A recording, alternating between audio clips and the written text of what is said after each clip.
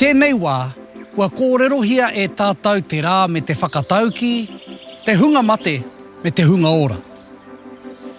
Ki tā te Māori titiro, hea te hononga o te rā ki te mātauranga. Hiranga ana te hononga o te rā ki te mātauranga me te whakaaro nui.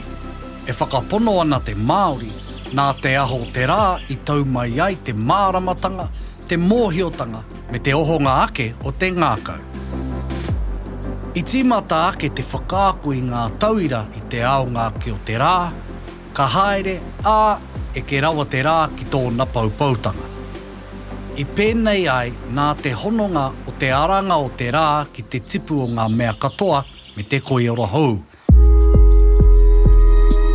I ōna wā, kua noho mai te tohunga ki te tuarongo o te whare wānanga, ki reira tatari ai ki ngā hihi o te rā tuatahi ka pā mai ki te whenua. I muri o te weheruatanga o te rā, a taurawa mai te pō, e ai ki te kōrero, ko ia nei te wā e haere ai ngā akoranga e pā ana ki te pakanga, ki te mākutu, me te whaiwhai ā.